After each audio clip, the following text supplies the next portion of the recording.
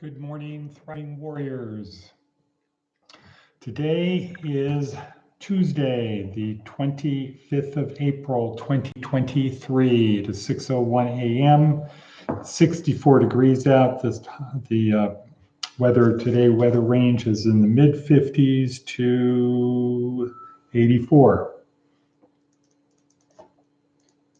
Okay, so that's about another 30-degree temperature swing, about a 60% increase. And here we are. Ooh, okay, got it. Charlene is in the kitchen. Charlene is down there getting the alarms on. Okay, no more annoying clanking. Oh, that looks like Barb in the kitchen. Oh, there's Charlene. Hello, Charlene. I see you over the kitchen if you want to wave. There you are. Yes. Great. Okay, I'm switching back to the other thing. Okay. So here we are. Our goal is to help you get from point A to point B on your journey where B is better. We do it through a series of little morsels that you can grab, catch, collect, and nourish yourself with. Easy little morsels. What are they? Well, this is the first one, this podcast, but the real ones are down below the, I think, 17 other little morsels, little basket of fish, or whatever it is you can scoop out of the ocean to nourish you, to help you get along the journey. Could be a little bottle with a little note in it, message. Who knows? There's a lot of things. We provide those, and they include, first of all, the link to our online course, which, thanks to Jeff down in Las Vegas, most of the guys are now on and doing, and so good job, Jeff. Good job, guys, for stepping up your game, getting that you want to move forward in life on your journey, and it is a journey. So that's one thing. The link to the motivational video, which I watched, which today was particularly good. There's a quote in there that I need to use today. My call with Baraka, with the Desert Oasis mission. A lot of good things happening today on the spiritual front.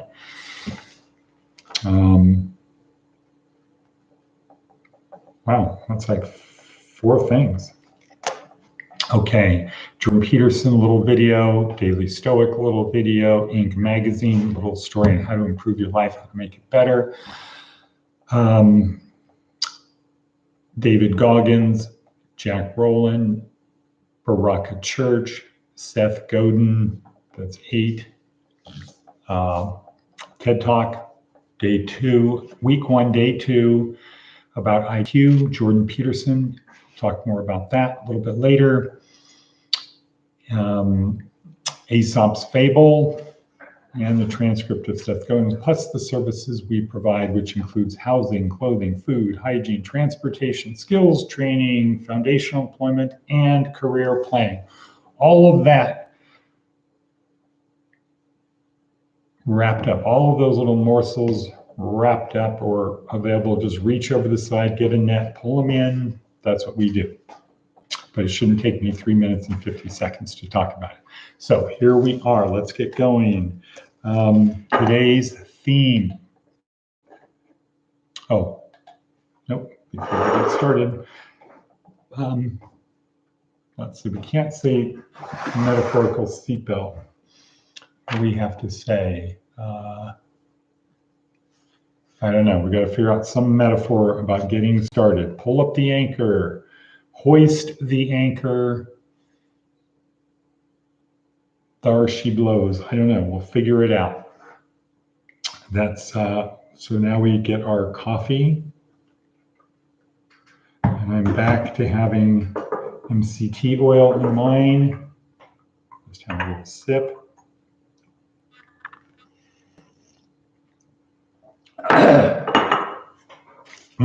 Good cracker. Okay. Have that pen, paper. Why? Because we need to learn this stuff. It's not about passive listening. That was interesting. That sucked.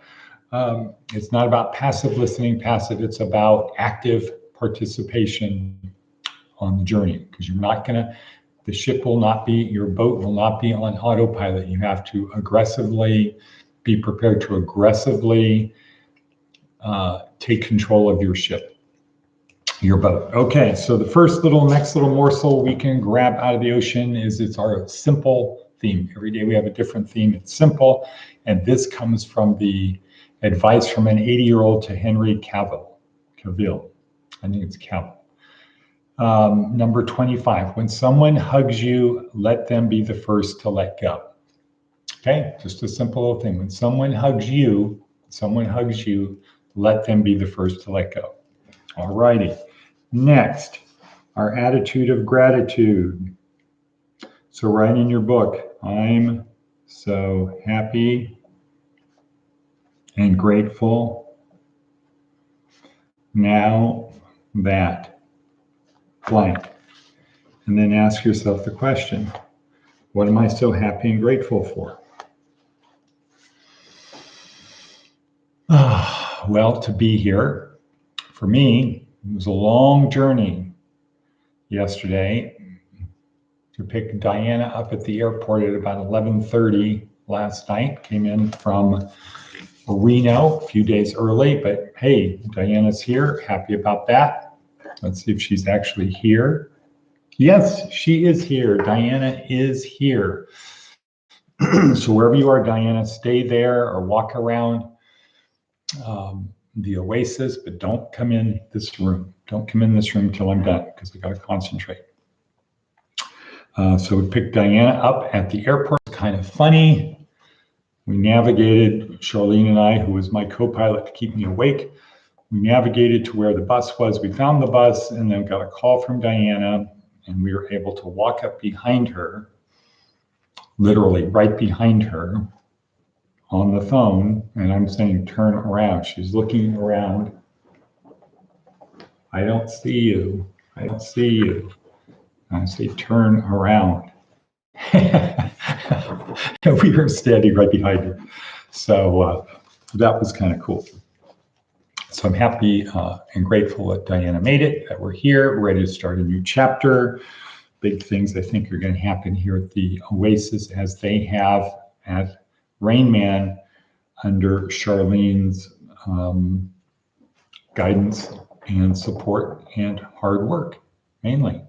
So happy and grateful about that. We've got another guy, just can't seem to understand. We don't come in until 6:09. So he's trying to open the door, can't open it, walking away, head down. Okay, so I'm happy and grateful about that.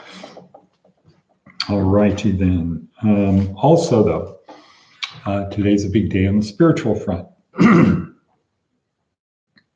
So I have a meeting down in Las Vegas with the Jesuit. I have a call this afternoon with Desert Oasis Mission. It's a big day for Chaplain Ralph. Gave him a little bit of help yesterday to prepare to reach out to the others. Tomorrow meeting Pastor Gundacker at Calvary Chapel. So that's 4 good things on that front.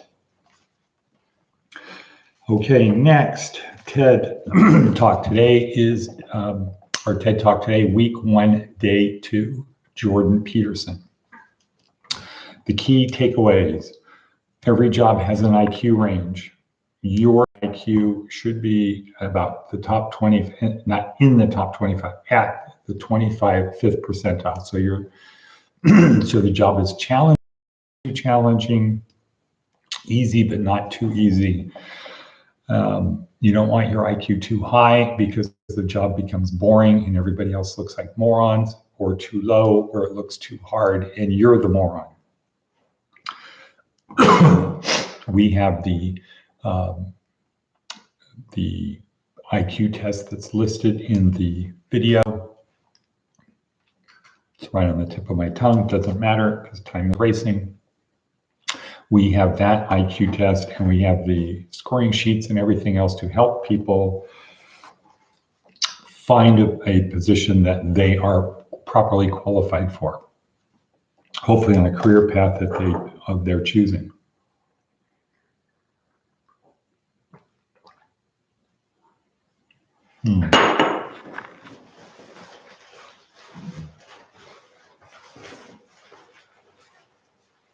Maybe need one of these horehound along with coffee.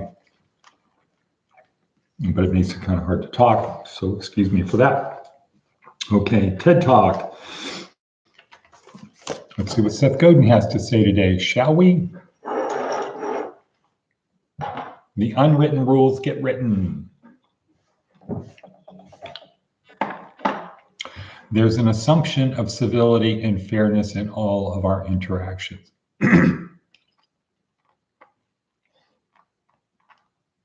When a harsh competitor unilaterally breaks unwritten rules because it's not technically against the rules, the community then writes down a new rule. The best way for a market to be a free market is for the participants to exercise self-restraint. The second best way is for clear and useful rules to be stated and enforced. What doesn't work are unwritten rules that are often broken by selfish bullies. Wow. Very timely today, given our situation.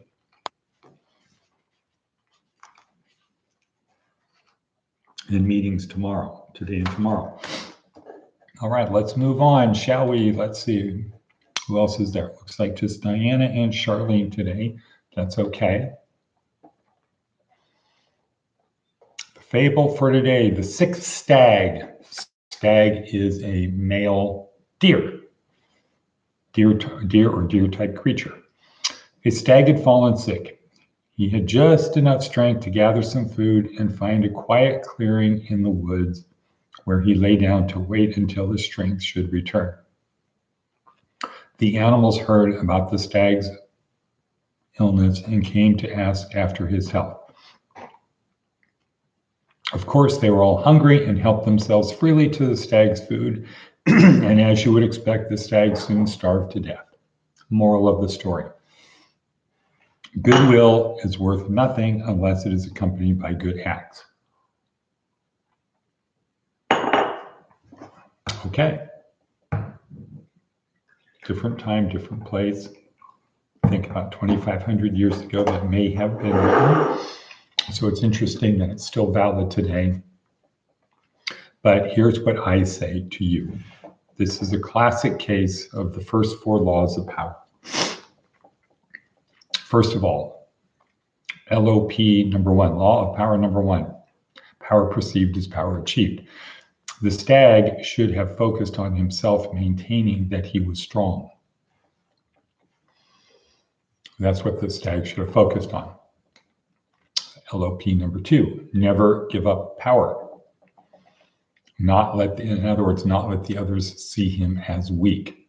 Okay, so he needs to always project power, not project weakness. Never give up power.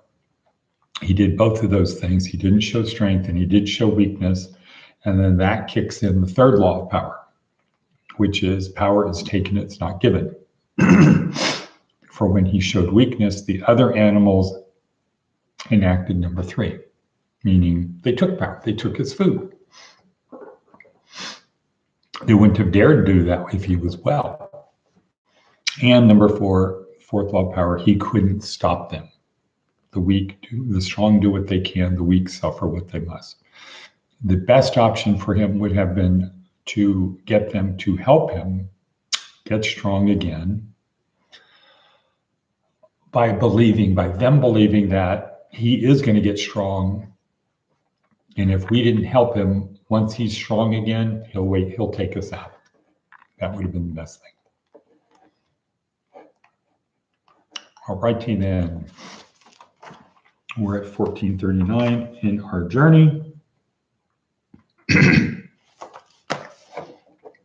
We shall now proceed to our prayer. The prayer of today. Lord, let us walk with you boldly. See your faces in others. Feel your presence in all things. Help help us to give us as much as we can for your greater glory. Amen. All right. Next, let's see if Diana can do her thing. Well, we'll talk a little bit about the boat. Should have done that a little bit earlier. So how do we help you on your journey? So imagine your journey is to cross the ocean. You're on someday isle. You're on someday isle and you want to get to Success Landy. You have to cross the ocean and you have to build a boat to do that. So you have all of the tools that you need to build the boat, though it will take you time, many, many years to learn the skills you need to build a boat that is safe enough or strong enough in good enough condition to cross the uncertain, the predictably unpredictable ocean. The predictably unpredictable, unforgiving ocean, where if you screw up, it will take you out, nothing personal. And in our boat, there's 4 main components: the sails, the below deck, the rudder, and the hull. And those match with the 4 parts of our program: physical, mental, emotional, spiritual. So the sails are like the physical part. Without sails that are in good shape, that are maintained, you will not get there as quickly as you could if you ever do. You have to constantly be repairing your sails, taking care of them, making sure that they are, there's no little tears in them, because they'll get worse. Same thing with us physically. We got to always be focused on our fitness and health. Health is what we consume. Fitness is our exercise, because our bodies were built for physical activity. It's the way our brain moves around, by using our body. Next is the mental, the rudder system. We need to be able to steer our boat to where we want it to go, not be subject to the wind and the currents.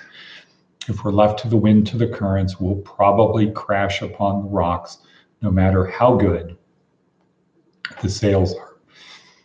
Okay, we're not going to get to where we really want. We probably won't get to where we want to get to just by having a sail without a rudder.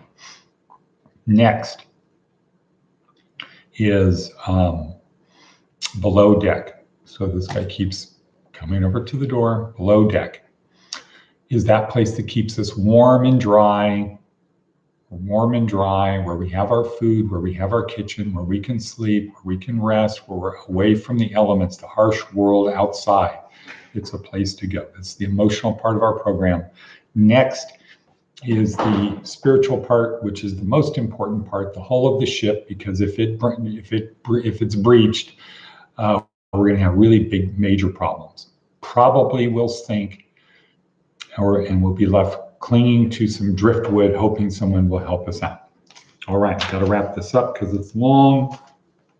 Boat, Diana, there you go. Next little morsel, scoop out the second to last morsel out of the water. Act such as, like a Navy SEAL, act such that yesterday was the only easy day. Push yourself a little bit more today. And Charlene is going to say the last morsel that we can scoop. When is the journey over? The journey is over when we stop breathing, when we're dead. So if you're still alive, that means God is not through with you yet. You still have things to do. Okay, not for grace. We're not talking about that. We're just talking about how we are here to help other people. It's not just a selfish quest. I'm going to get to heaven, screw everyone else. No, we get to heaven through God's grace. Okay, and with that, let us say, and cut, and cut, and cut.